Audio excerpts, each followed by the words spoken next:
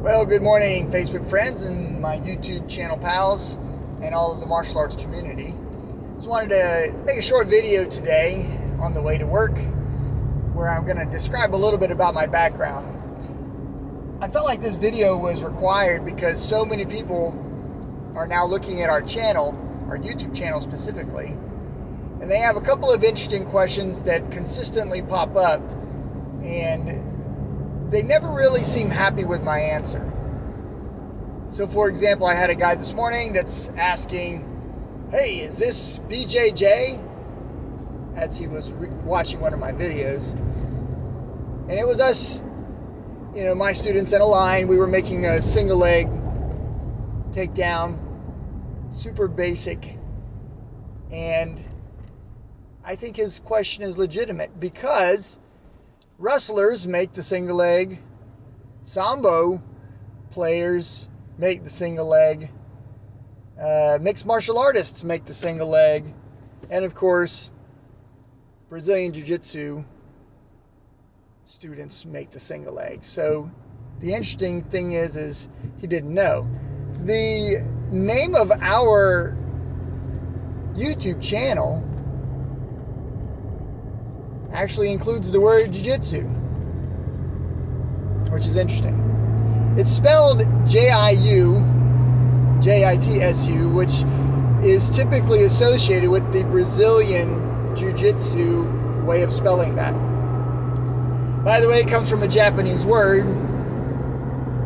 So for anyone to say, is this Brazilian Jiu-Jitsu? Of course, yes, I teach Brazilian Jiu-Jitsu. Then the next question that they ask is, well, what is the lineage?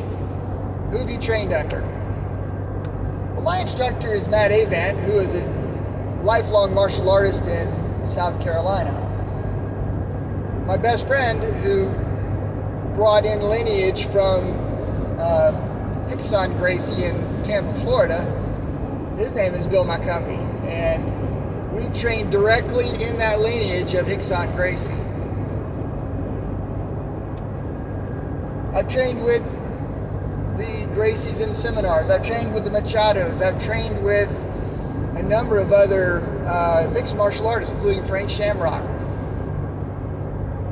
For those people that are like, well, one seminar doesn't make you a Brazilian Jiu-Jitsu instructor, well, I can agree. I am not the kind of guy that is going to pump up his accolades and say, oh, well, I'm a first degree black belt directly under Carlos Gracie, or maybe Rickson Gracie himself, or maybe even, there's a number in the whole family, a number of different Gracies that I could try to claim some sort of connection to. The bottom line is that I teach Jiu-Jitsu. What is Jiu-Jitsu? Well, in simplest terms, it is a form of one-on-one combat using predominantly grappling techniques. There are plenty of strikes in Jiu-Jitsu. Anybody that's not training any strikes whatsoever, well, you obviously missed the early UFC where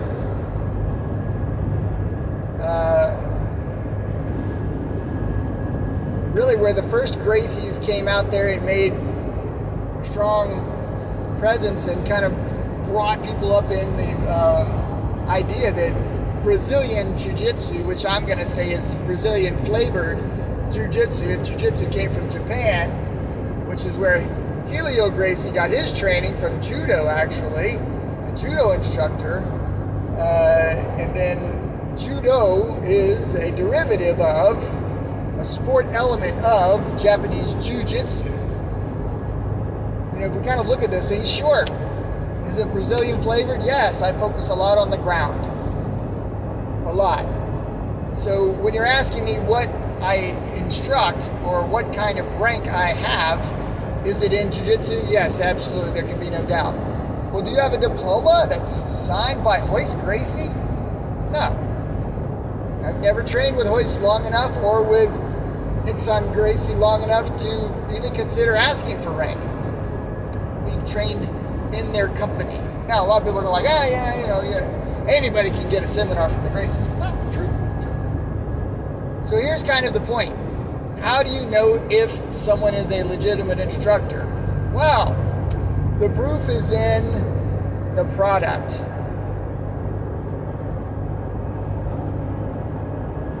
If someone wanted to know if I was a legitimate hunter, well, all I got to do is bring you the antlers of the deer that I've shot, or present you with a pound of venison, and you would know that more than likely I am a deer hunter, for example.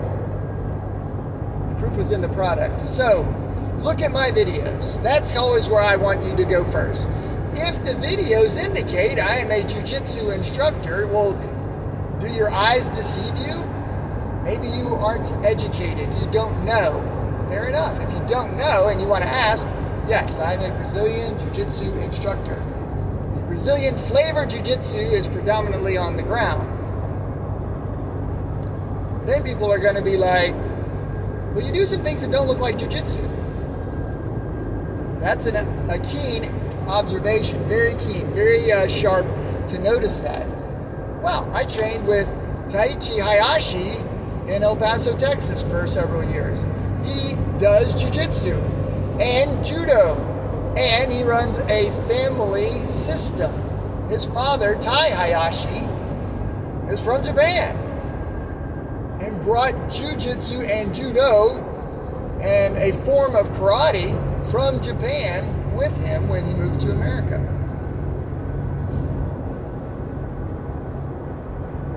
So does some of my throwing look like judo? Of course it does. I trained with Hayashi. Hayashi's a great instructor, and I honor him and I honor his instruction in judo. They might say, well, some of these things don't look really like judo or like jiu-jitsu. Well, how interesting is that? I've trained in kickboxing. I've trained in karate. I've trained in Kempo. I've trained in Filipino martial arts. Guys, over the course of 40 years, which I've been training for 40 years, I'm 53 years old now. Over the course of 40 years, there's a lot of opportunities to cross-train and look at other systems and see what they do. For those of you that like the late and always great Bruce Lee, he's trained in a number of arts. He's not just a Jeet Kune Do guy. He started off in Wing Chun, for example. But he's also trained in Judo. He's also trained with Bong So-han. I don't know if you guys know that guy, but he's a Hapkido instructor. So when we kind of look around and we say, all right, well, what really are you? Probably the best way to describe me is I'm a mixed martial arts instructor. And then people are like, well, who did you train with? Well, I mean, again, Matt Avon is my instructor. Before him, it was Earl Marvin. These are people on the southeastern coast of the United States. I could trace lineage from those gentlemen back to Dr. Ron Cherry and Albert Church on one line. Soke Shiogo Kuniba through the Japanese line. Trained directly with that guy for decades. And when we're kind of looking at, well, is it all just whatever is good enough, or do we have to have some sort of specific integrity to the family system? Well, again, if you're a Japanese judo guy or a Japanese karate do guy, if karate do is your thing, yeah, I mean, the more pure the system, typically the more respect you get. I'm not against that. So those people that are like, well, I'm a Carlson Gracie or I am a Hoist Gracie instructor, great, super great. You're just saying you're an instructor of any kind, automatically you get a little bit of respect. But if you've got diplomas and so forth that said you've trained with Jun Rhee in Taekwondo, or you've got diplomas from Chuck Norris in the Karate Federation, you've trained with him in Tang Soo Do or something of that nature, you get my respect. It's pretty cool. The interesting thing is that people are typically ignorant and don't believe their eyes, so they don't give guys like me much credit at all, which is okay. If you ask me, do I have a Gracie diploma? Nope. Do not have one of those. Do you want to get one? Nope. Not interested in getting one. And probably the biggest reason why is, at this point in my life, for me to go and happily, humbly put on a white belt and happily and humbly join a class, I would absolutely beat the snot out of just about everybody in there, potentially even the instructor, depending on that person's capability. It would be difficult for me to train in that environment. It'd be quite redundant. So let's go back to the question. What do I really teach in Brazilian Jiu-Jitsu? Well, in the Brazilian flavor Jiu-Jitsu, I'm going to show you my students how to make great throws and great takedowns, whether that's a single leg or a double leg, very common in the Gracie system, or whether it is more of a judo looking shoulder throw, hip throw, or if it's more wrestling looking, like a mat return, what we call heel block or drag down or seatbelt throw. Every system I've been in has basically the same throws with a small twist, a small variation. So the true judo players, particularly the best in the world, the Olympians, they've stuck carefully to a set of guidelines and rules. For example, they don't use kane basami anymore, or kane gauche. This is basically the scissor technique, body scissors. Judo outlawed it because people were getting their knees blown out. It was too dangerous. Well, I'm a self-defense training instructor. If I have a throw that is likely to injure someone's knee and I use that in self-defense, let's use the most dangerous throw. That would make sense. So in Jiu-Jitsu, I'm going to teach those things which are true Jiu-Jitsu, not sport Jiu-Jitsu. I think sport Jiu-Jitsu has lost its way. It's still good. It's still good for one-on-one self-defense. That's the second time I've said that. A lot of folks are saying how great Jiu-Jitsu is, and I love it. I love Jiu-Jitsu, and when it's one-on-one, I am happy to abide by the general rules of Jiu-Jitsu. There are no rules in self-defense. But on the mat, I don't really compete anymore, but I've competed up until I was about age 40. And I am finding that the rules are so easily manipulated that it really is no longer representative of self-defense or combat.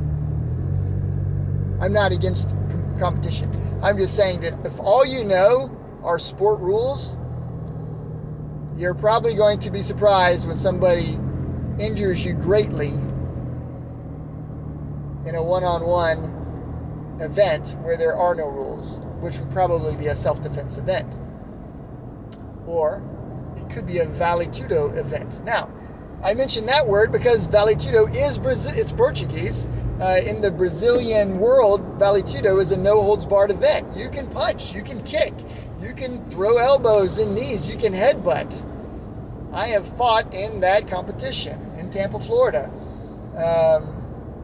My group from South Carolina fought a Hickson Gracie group in Florida.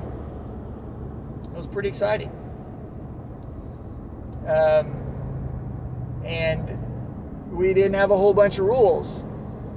We did agree that we would not elbow directly to the face, but we could elbow to the head, and we could elbow to the body, and we could throw knees to the body and the legs, but not knees directly to the face. We still had some rules in that particular event. But typically, you're allowed to do anything in Vale Tudo, aside from perhaps biting or gouging the eyes. Interestingly, people don't understand that. They think, oh, well, Jiu-Jitsu is what we're seeing on TV. Not really. If if you're watching, the greats like Eddie Bravo or Gordon Ramsay? I haven't. He's well known. I don't typically watch a whole lot of sport, but I think he probably is the world champion. These guys are great. They play the game well. The bottom line is that in most cases what I'm seeing is people don't fight their weight. They cut weight, kind of like wrestling. It's a gameism. In self-defense, whatever weight you are when someone attacks you is what you have. If you're 150 pounds and a 175-pound guy attacks you, there's no rule saying that you have to be in a weight division. If you're a 200-pound guy and you're fighting a 100-pound guy, well, you've got a great advantage. So again, if you're going to have rules, and there are people who are really good at working those rules, it seems ridiculous. It seems ridiculous to me. If you're going to have an advantage of 20 pounds because you've cut weight, when it's time for us to fight, that's a wonderful advantage. It's no longer really a sport. Now we're looking kind of outside of, well, we should be able to do anything to win that fight.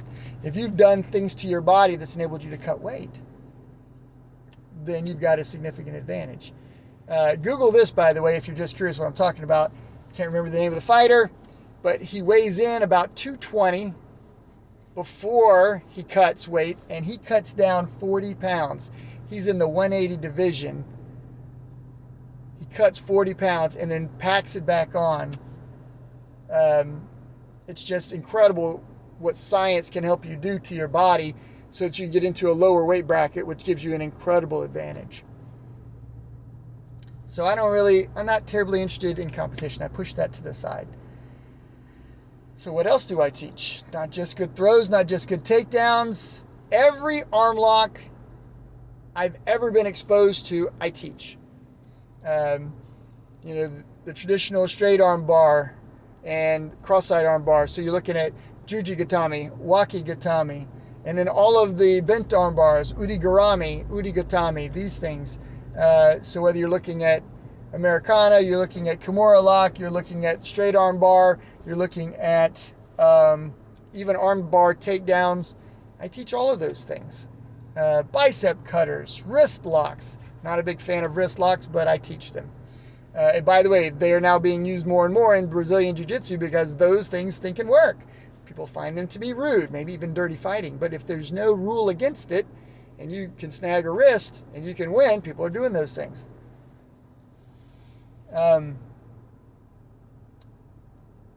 I make a number of really great submissions, but also I teach the submission escapes for each of those, or at least a submission defense. I teach every leg lock and ankle lock that I've been exposed to, and they're creating new ones all the time, by the way. So every form of a calf crush, Achilles lock, knee bar, hip lock, ankle lock, which includes heel hooks and toe holds, I teach all of those things, and I teach the defense or the escape from those things. Chokes. I teach every lapel choke, which could be like sliding lapel choke, single wing choke, and cross choke. Some people call it cross collar choke. Punch choke, kneading choke. All these require a uniform. I teach all of those. But I also teach all of the no-gi chokes. So rear naked choke, triangle choke, arm triangle, also called head and arm choke, anaconda choke, Ezekiel choke, Darce choke, roulette, which is a Portuguese word that basically means clock choke. I teach all of these chokes. And I teach them from various different positions, by the way. I teach every position escape to every position I've ever been exposed to. I have 3 to 4 escapes from the mount, 3 to 4 escapes from the guard, 3 to 4 escapes from side control, 3 to 4 escapes from the back, 3 to 4 escapes from the neon position, from north and south position, from scarf hold position.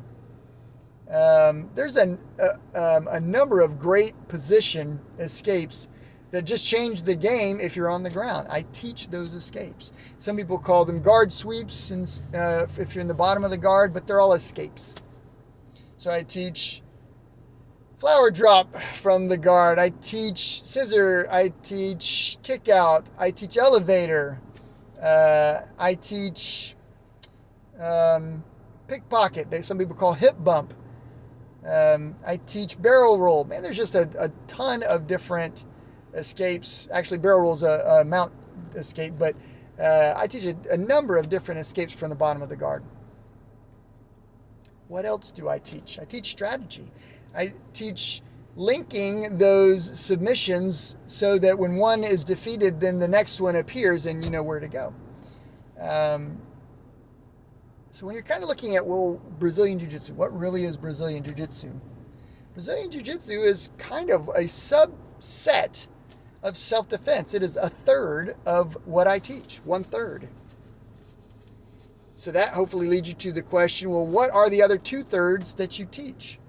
If Jiu-Jitsu is predominantly ground fighting, and we want to categorize that as Brazilian flavor Jiu-Jitsu, ground fighting, which could include wrestling, which could include some sambo, which could include some judo, which could include all sorts of things that are out there.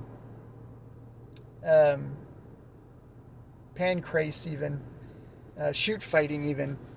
The ground piece is 1/3. The other third is the throwing piece that most Brazilian Jiu-Jitsu players, and they're called players now, they're not even practitioners, like you would say a judoka is a practitioner of judo, or karateka is a practitioner of karate. These are players now, judo players, jiu-jitsu players. They play the game, so to speak. But I teach people how to throw. And most jiu-jitsu people, particularly Brazilian flavor jiu-jitsu, they can't throw. That's why they butt scoot. If you've seen these people that drop to their butt and scoot towards you, to me that would be a ridiculous thing to do in combat. It would be absolutely ridiculous.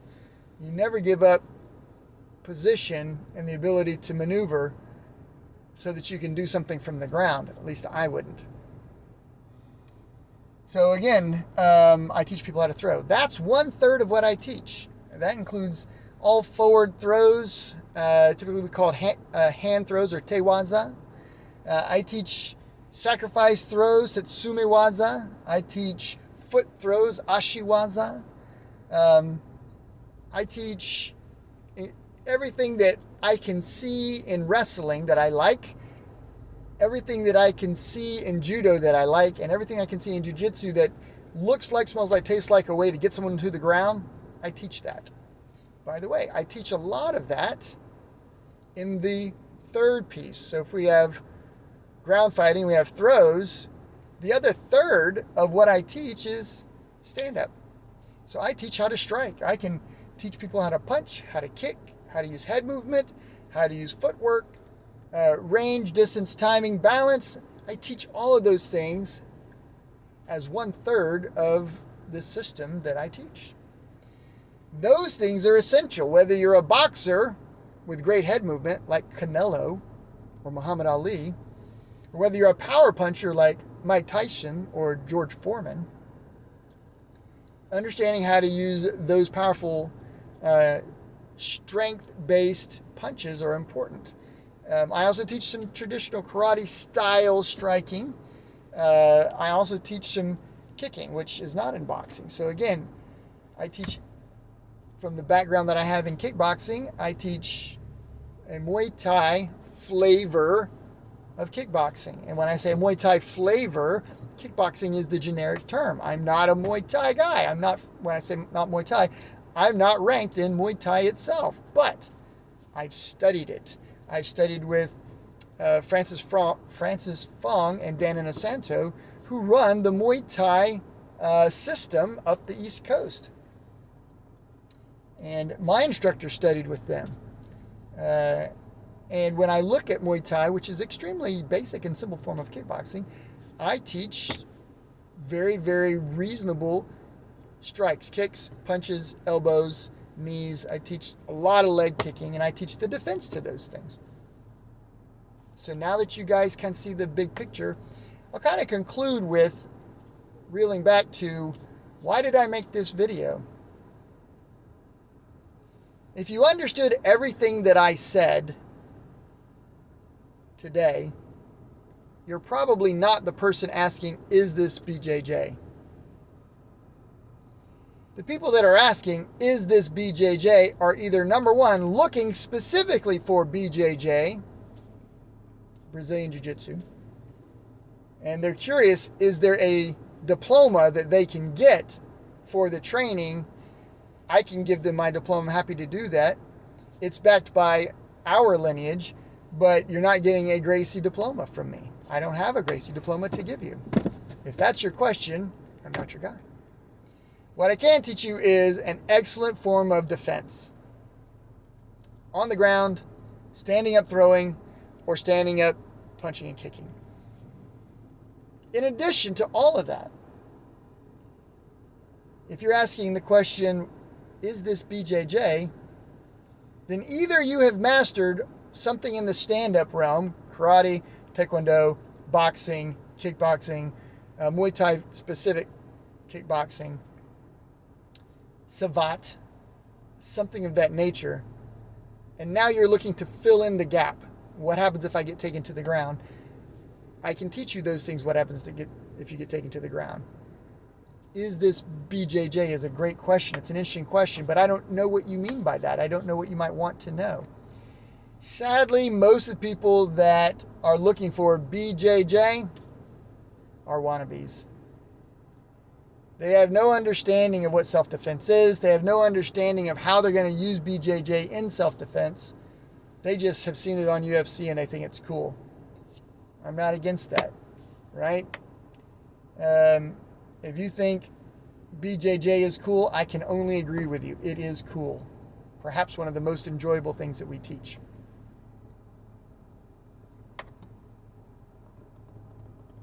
If you are wondering what I teach and you haven't watched my videos, watch my videos. We have 3 YouTube channels. One is a Jiu-Jitsu specific channel because there's so much information in Jiu-Jitsu that I've stuck that as one channel. Nothing else should be in there. I have one channel specifically for kickboxing because that would include everything we do standing up, that ultimately I think is in and of itself one great concept that I can give to people that they just want to punch and kick. The blend is that once you're in a kickboxing scenario and you clinch, now you can throw. And if someone throws you or trips you or you fall or you get hit in the face and you fall down, then you have to fall back on whatever ground game that you have. So that is important. Guys, I hope this has been a helpful video. I'm always willing to answer your questions. If I can answer your questions, please, if you have a question, please, in the best way that you can, most respectful way that you can, please make sure that you leave that question. Try not to make wild assumptions about me, about what I do. If you haven't watched my videos, making a wild assumption is just going to be confusing and frustrating for both of us. Ask your question specifically. Here are some great questions to ask. Curtis, what could you teach me that would be very helpful in self-defense? Well, I can teach you kickboxing, jiu-jitsu, Filipino stick and knife fighting. I can teach you to use a firearm. I have a professional company that does all of those things. I also have professional employees under me teaching all of those things. That's a great question. What can I do to defend myself? That's more important than anything, in my opinion. Secondly, if you're wanting to know, I don't really want to do anything but have fun doing jiu-jitsu, can you teach me jiu-jitsu? Then don't specify, is this Brazilian Jiu-Jitsu or Japanese Jiu-Jitsu, or is it Judo, or is it Sambo, or is it wrestling? Because I'm going to say yes to all of those questions. Yes. We've got a wrestling program in our school. The high school team comes and trains here at my facility from time to time. My children are on the high school wrestling team doing extremely well. It seems obvious to me, but it won't be obvious to you. So again, when you're kind of asking those questions, ask specifically. How about this? Curtis, I do not want to go to the ground. I've heard many people say this. I do not want to go to the ground. I want to be able to defend myself standing up, punching, or maybe even kicking, and I just don't want to wrestle somebody. Okay, I will train you in the best way that I can, that you can punch and kick and move to avoid being taken to the ground. But if you trip, you're on the ground. If someone knocks you onto the ground or grabs you and throws you onto the ground, you're on the ground. I still think Brazilian Jiu-Jitsu, the Brazilian flavor of Jiu-Jitsu, is extremely effective one-on-one on the ground. Again, that's I think the third time I've said that. You guys should know that Jiu-Jitsu is a one-on-one form of combat. If there's two-on-one, a Jiu-Jitsu guy will lose every time, just so you know.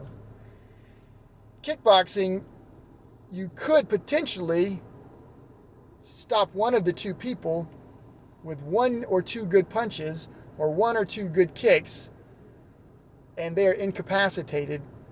It doesn't require you to be entangled with that person, allowing the third party to kick you in the head while you're on the ground. Keep that in mind. One-on-one Jiu-Jitsu is extremely effective. Two-on-one Jiu-Jitsu 100% always loses. Always. When I say always, assuming that we're looking at a true self-defense scenario, two bad guys attack one good guy, the Jiu-Jitsu guy is the good guy, he entangles, they go to the ground, he's looking for an arm lock or a choke, and the guy is holding on to him for dear life, the other guy gets to do anything he wants. I'm thinking, if that other guy is me, I would be, as a bad guy, I would be stomping your head. You would lose. The kickboxer or the stand-up fighter at least has a chance to hit and maneuver. Okay? Imagine that you're on the outside and these two guys are in line. This guy doesn't have access to you. However, if you look at it from this direction, if these two guys have access to this guy, even in stand-up, the kickboxer is likely to lose. I'll complete that line of thinking by just saying, with a knife, which I teach, or with a firearm, which I teach, you will be better prepared to defend yourself against more than one opponent than any kickboxer, than any jiu-jitsu player ever. That's how effective a knife is. That's how effective a gun is for self-defense. Guys, I'm Curtis Robinson. Again, I am the owner of Conway Toe-to-Toe and Toe-to-Toe Firearms and Training. I hope this has been a helpful video. I hope that you've gained something from it and it feels like you know me a little bit better. If you watched this whole video and you made it to the end, well, you've got a better attention span than just about 90% of the people nowadays that are scanning through looking for 30 seconds. God bless you for making it to the end. Here's your reward. If you made it to the end and you're willing to type #finisher, that lets me know that you finished, you made it to the end. No one's just going to randomly type that. You type that comment, #finisher, I will put a $100 gift certificate aside for you. If you come and train with me, I will give you $100 of training, and that could be in firearms, it could be in stick and knife training, it could be in kickboxing or jiu-jitsu, it could be in anything that we do training-wise. If you are willing to do that, #finisher, and you made it to the end, $100 gift certificate I think is a wonderful reward. By the way, we've got an incredible firearm simulator, a lot of fun. $100 will get you 2 hours on the simulator. That is incredibly cool, no matter who you are. Take care, friends. You can reach me online. You can find me by Googling me, and you can also always just give me a ring. I actually answer my phone. The number is 501-515-4788. You can call and text me anytime. Peace.